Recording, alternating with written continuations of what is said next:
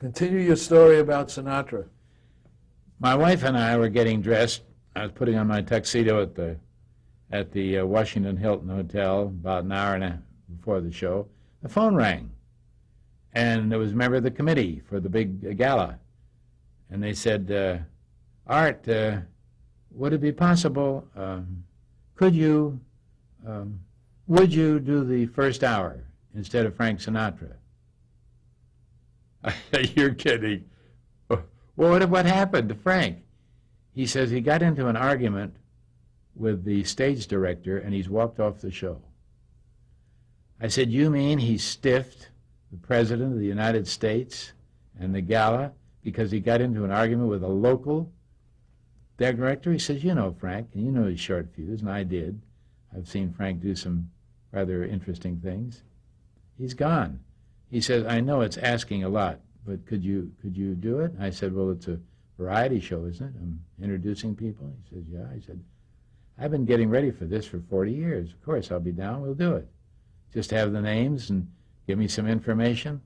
And I did. So now the intermission comes along, and Bob Hope shows up because he knows the time. He's not coming to the show. He came into my dressing room. He says, Art, you did the first show. And I said, yeah. He says, what jokes did you tell? That's the first question any comic will ask any other comic or comedian who preceded him on anything that he hasn't heard. You know that. We've all been on telethons where we've appeared and somebody else has gone and you tell your favorite joke and nothing. The guy told it. So I said, well, Bob, you know, I don't tell any jokes that you tell.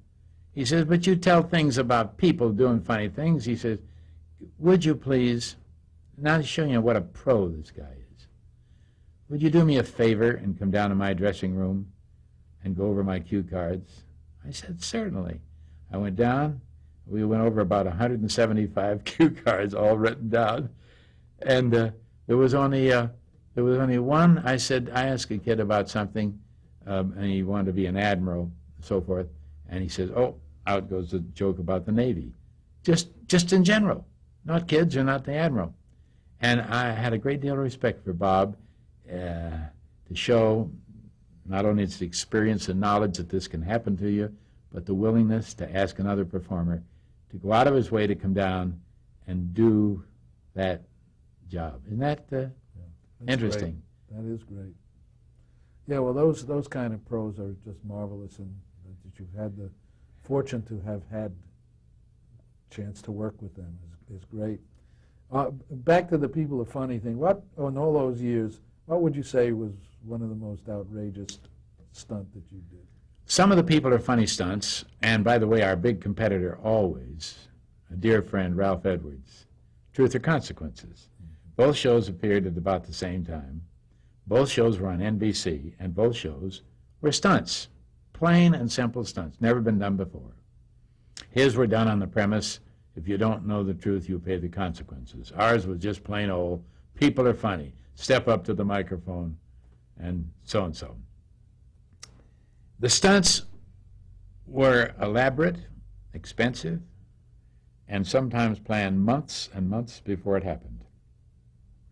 For instance, we had a stunt once where one of the writers said, they're going to take out a whole street of houses over here in this kind of old district and in the next year or two, because I read in the paper that a new street's going to come through there. And these houses are going to be destroyed. So we found out that we could buy one of them, cheap, fairly cheap. It was going to be destroyed. It was empty. We then perked it up, put some furniture and stuff in it, and we ran a contest. No, the next thing we did, we opened a real estate agency office, and we found a couple to rent a house to through the fake front. And the one we picked out of the numbers, because we rented it very cheaply, was a woman who worked as a clerk at the Broadway Hollywood on the corner of Broadway, Vine Street, and Hollywood Boulevard.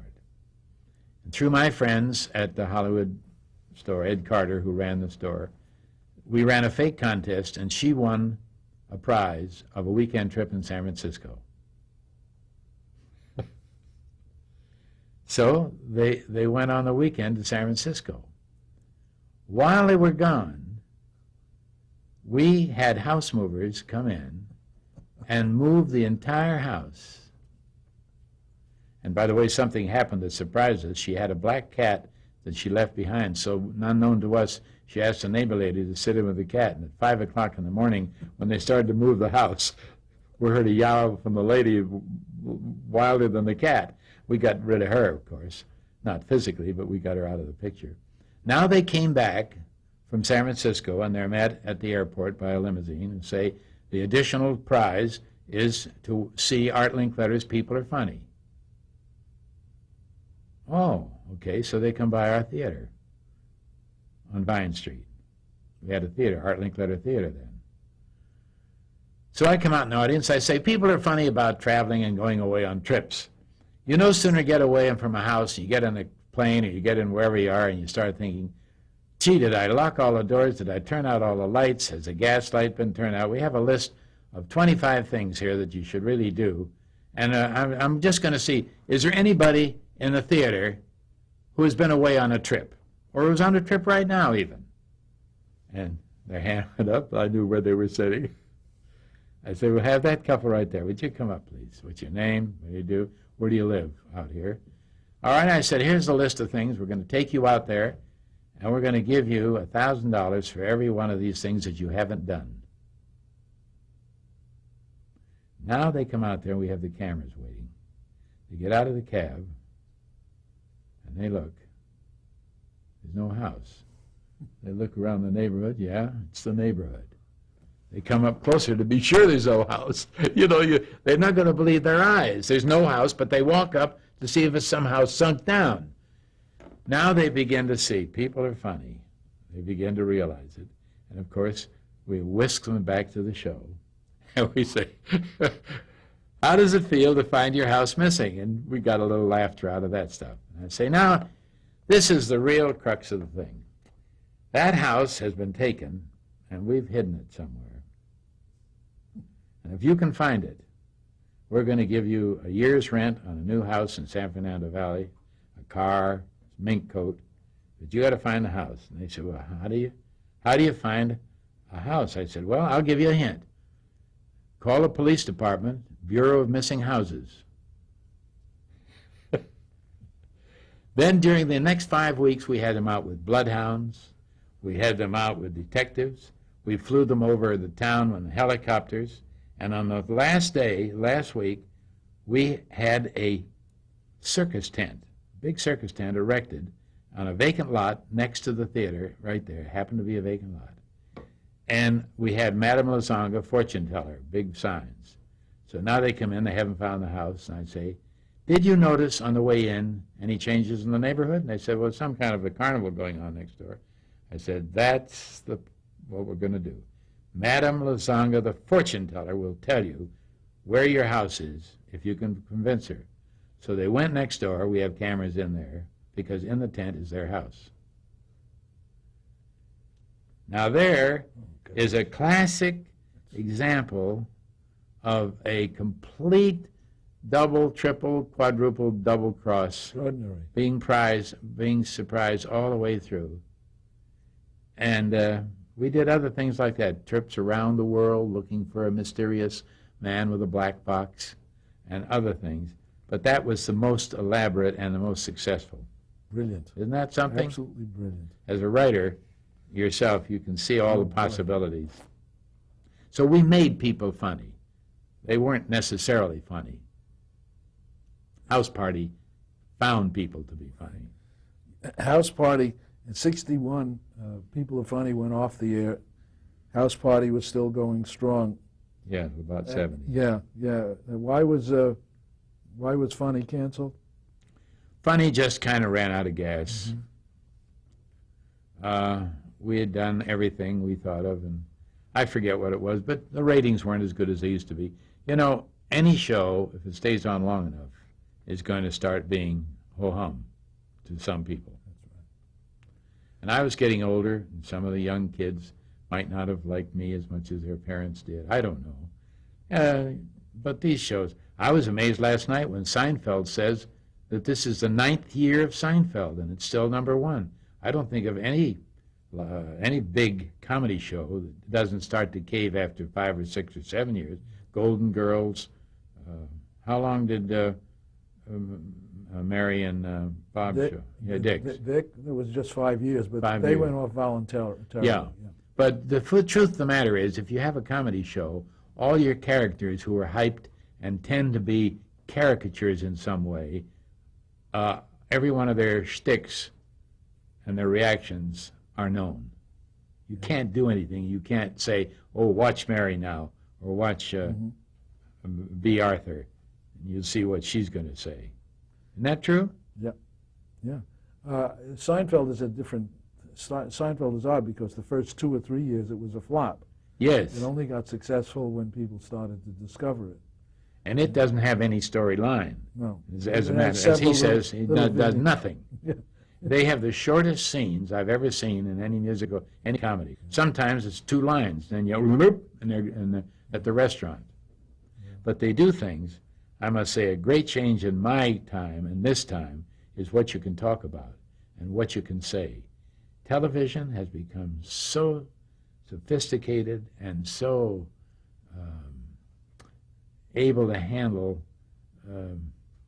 Last night, DeGeneres said, this is a great moment for me, and I hope all the kids listening in will see that you can live your own life no matter what you are. And that's really what it is. And a lot of it's in your face comedy, like Rosie O'Donnell, right in your face. And it's different. It's not soft. You can do a whole show on Seinfeld about masturbation, orgasms, trying to buy a condom. My God, in my day, well, to show you how far it's come, in 1933, when I was an announcer, if you used the word pregnant, you were cut off the air. Now they show you how it happens. On the Van Dyke Show in 1963-64, we couldn't use the word pregnant. No, and everybody in a bedroom had to have his feet on the floor. All those kind of things. But times change, and I think that I refuse to be pessimistic. I think radio and TV, by the number of venues, by the kinds of things that you know ahead of time that your children shouldn't look at, will take care of it.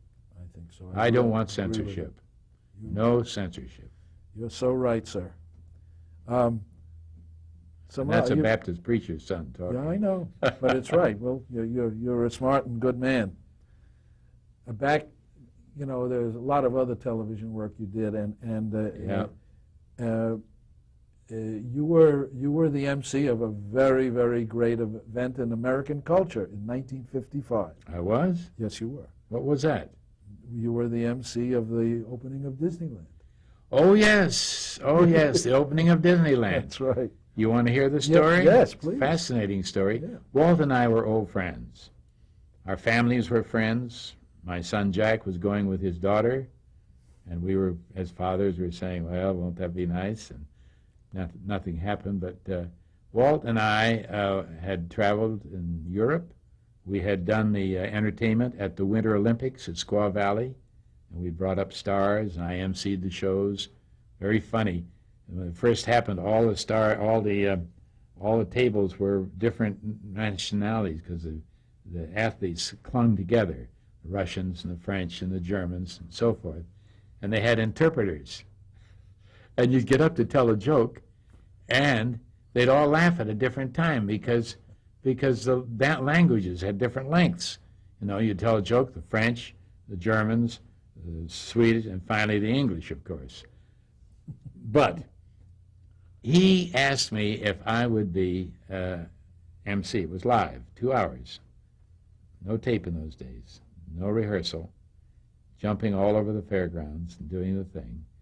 And he knew I was good at that.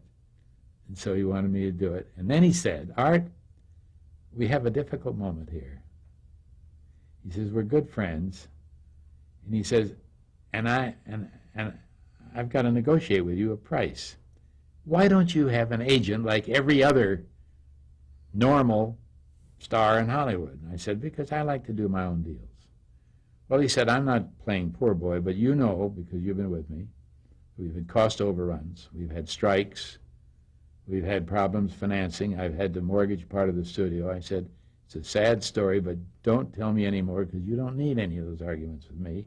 I'll do it for scale. He says, you'll do it for scale. I said, certainly. And in return, I expect you to do something for me. I said, I'm a partner in one of the largest photo development companies in L.A., Royalton, and I would like to have the concession for all the film and all the cameras sold at Disneyland for the next 10 years. He says, you got it. So I got the highest fee anybody ever got for appearing on any show, even Oprah. Would you be my agent? But anyhow, isn't that funny? We went out there, and it was a mess. It was a hot day. The freshly laid asphalt was sticking to the ladies' high heels. Some of the things weren't working right. In fact, the show, many people forget, Disneyland, now one of the greatest hits in the history of entertainment, got bad reviews from almost everybody. The crowds got, the things weren't quite ready. I've seen this in the opening of 3 World's Fairs. See, so there is where my experience, San Diego, Dallas, and San Francisco, where all the fairs always open, unready. They never get ready. And so I was ready for lights to go out. One time I ran to a place in the western town, and I was supposed to have a microphone lying there, and the camera was there, and somebody put a microphone under a pile of lumber, and we couldn't find it. And I know they were on page 45, and I was supposed to go to be on page 46. We better find this microphone before it came time. We did. And all these kind of things happened. And then years later, I flew down to Florida with Walt and went up in the governor's balloon while secrecy, and we looked for the place where there was going to be Disney. So it was, I knew him until he died. And we were dear friends, and Lois and his wife, Lil, were good friends. And it was a great experience to see this man work. What influence do you think he had on television? Great influence. In the first place, he clung to the business of family, Disney and its Family Hour. Remember on ABC every Sunday, and he appeared. I see that Eisner's going to do it again this coming fall. And he was always talking about family, the American family. When he and I would be walking around in Tivoli Gardens in Denmark, he'd have his notebook out. He'd be writing down. I said, what are you writing down now, Walt? He says, look at all the lights, every one, every night they put the lights in. No lights are allowed to go out. He says, look at all the benches they have. They have places for people to sit. Look at all the different kinds of restaurants placed in this kind of ways. And I said, well, what do you care about that? And he said, someday I'm going to have a big show for the American family, and it's going to be comfortable. It's going to have wonderful people working there. And he was thinking that far ahead, that far ahead. And so I saw all those things to him, and he was a great family guy, but he kept smoking. And I used to tell him, don't smoke, Walt. That's what killed him, huh? Cancer, just like Edward R. Murrow, and of course many others. But those were experiences that gave me an insight. One time I was doing a show for the Community Chest in Beverly Hills. We used the theater there on the corner of Rodeo Drive and Beverly, now it's a bank, and 3,000-seat theater, and Jack Benny and Burns and Allen and a number of stars were there, and I'm emceeing it. So we look out through the curtain, and there's a 3,000-seat theater, and there are only 20 people in it. 25, front row. I said, my God, what are we going to do? And Jack says, they came, we'll do the show. Oh, I said, all right, I guess we will. Right. So I went out and I did a very brief introduction. Didn't do much. I introduced Benny, did his whole act. Wow. That was a lesson to me. Whoever comes, entitled to your best. Small or big, give them your best. They're there. I must add, the reason why there were nobody there was that the head of the United Way hadn't mailed out the invitations. They were found in boxes in the basement, all addressed, all stamped, and they hadn't gone out. But when you, oh, the experiences I've had. Oh, I'll bet.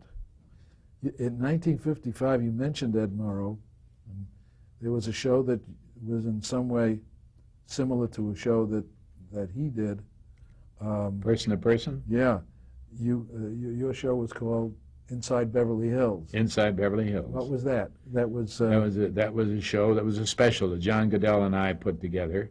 Had the highest rating of any special for over 10 years. And what did, Of what, all shows. what, All shows. We had a portable outfit. In those days there weren't many. You know, it was new to take out stuff. We'd go into the homes of stars, almost like the lifestyles of the rich and famous. We opened the show, I remember, with me riding in Beverly Hills up a beautiful tree-lined avenue, and I'm standing on the fender, the running board of the garbage truck, in white tie and tails. Opened the show that way. That's We're picking great. up garbage and That's visiting great. our friends. That's great. We did Durante. We did a lot of stars. And so Edward R. Murrow's show was much more just right in the home. He didn't move around. We didn't have enough brains to think we should do this every month. This was just the one time. We just did it once. Uh-huh. And then I did Edward R. Murrow's Person to Person. I was on the show with him, came into my home, and he did the thing. And I got to know him a little bit. Yeah. Great interviewer. Yes, he was a very thoughtful guy. Smoking. That was in the days when we tried something brand new technically. We had a microphone that you didn't have wired to anything. Can you imagine that? Oh, Today it's nothing. But these little things that you take for granted today, that was a big thing. We could go and walk from room to room. He told me that Tallulah Bankhead, when he interviewed her, had a wired microphone in her, and she had to go to the bathroom. When she went in there, she says, "All right, you so-and-so," she says, "turn this thing off." Oh, that's interesting. That was on that show. And you also, in other television stuff you did, you were, I think you mentioned it earlier, you were in 4 General Electric theater productions as an Yes, actor. I did a number of theater shows. Sometimes when I'm lecturing and people ask me on the stage after I have questions and answers from the stage, they say, "Do you know the Reagans?" I say, "Do I know the Reagans? Nancy was my wife at one time." And I let that sink in. And then I say it was only a half hour on the GE Theater show on CBS. We did a show called The Oddball, where her son was an oddball and my daughter was a romantic girl, and we were trying to keep them from seeing each other. So I knew Nancy then. And then, of course, later on, coming back to get the cavalcade, to the Disneyland, Walt said, "Get a couple of your buddies who'll work with you." And I got Ronnie Reagan and Bob Cummings. So the 4 of us did it. Disney, Reagan, Cummings, who was a cute, funny guy, Yeah, and me. yeah. So I've known him for 40, 50, 55 years. And the last time I saw him, I was giving him a medal. I was president of the International Swimming Hall of Fame in Fort Lauderdale. I've been a swimmer. And he was getting a medal, and we went to his office up in St. Fox, in Century City, and we hung the medal on him. And he says, "Art," he says, "don't you live somewhere near me in Beverly, in Bel Air?" I said, "Yeah, Ron, I live about $875,000 above you." He laughed. He loved to laugh at himself. He loved to laugh at jokes. He was a marvelous guy. Is, Yeah. but unfortunately doesn't know many people anymore. Yeah, that is sad. And in '62, you were on the Tonight Show a lot. Yes, in fact, I emceed part of the Tonight Show between the great, the switch from Jack Parr to Johnny Carson. Mm-hmm. They were filling in, and I filled in for a week and did the Tonight Show just for fun. While I was doing all these other shows. Would you have ever been interested in hosting? No, that no, thing? no, no. Yeah. No, I didn't want to do the Tonight Show. I just did it as a challenge, and it was fun to be on. I'd been on it a number of times with Jack Parr and Steve Allen, who was an old buddy of mine and probably one of the brightest guys in Hollywood. My first boss in Hollywood. Steve Allen. He's a Renaissance man. He sure is. Sure is. He's great. He was my first boss. Got my first television job with Steve. When he first started spreading out from being a disc jockey at KNX, he used to come and sit in the audience and watch me work on a house party in radio. He knew I knew something, and he was watching to do some of the things. Another time, the head of J. Walter Thompson, Danny Danker, came over to me and he says, Art, do you mind if I bring Jim Mason over and watch you work? I said, well, sure. What does he want to come over and watch me work for? He says, we're asking him to be the master of ceremonies of the Hollywood Lux Theater in Hollywood, a big hour show, because they threw Cecil B. DeMille off because he wouldn't pay his dues to the union. And he wouldn't pay his dues to the union because the union was using dues to support political campaigns that he didn't believe in. So Mason was going to be on. I said, well, what's that got to do with me? He says, when we asked him to be the guest MC on the Hollywood Lux Theater, he said, well, what is my motivation? And you say, what do you mean motivation? He says, well, who am I? He says, you're the host of the show. He says, yeah, but what is my character? He says, just genial or what? And this is an interesting thing. A lot of actors don't know who they are in public unless they are acting as a villain or a hero or whatever. So he says, well, my gosh, you don't know who you are. He says, I haven't the faintest idea. He says, we'll go over and you'll be Art Linkletter. I like him. He's a genial. He's friendly. And so he came over and watched me. And of course, I watched him or heard him, and I couldn't tell any difference because I don't have any sticks. Yeah. But he, in his mind, was doing me. That's what an actor does. Fascinating, isn't it? Yes, that is. That's great. I haven't thought of that story in years. Well, I'm glad you did. Well, I only have about 10,000 more, so we better hurry. In '63, you had a show called the Art Linkletter Show, which was kind of like a variation of Candid Camera, something like that. Yeah. Describe that. Well, it didn't go very far. Oh. It was one of the numbers of shows we haven't mentioned that didn't last. Do you remember? They all don't work, even if you're doing the stuff you know how to do best. Exactly. They're at the wrong time, or they got the wrong something. Who were some of the actors in that? Do you remember any of them? I don't even remember any of them. You kind of shut those things out. Yeah, I understand. That's why you go on. Okay, then you went on to Art Linkletter's Hollywood Talent Scouts. Yes. Arthur Godfrey had been doing it in the East for several years. Right. And then it went off, and now they're going to bring it back. So I come on to do Hollywood Talent Scouts, which meant it was a very interesting show because you had big stars who were supposed to bring on young professional talent that hadn't made it. We'll pick up from there after he changes the Schwartz on the thing. Yeah.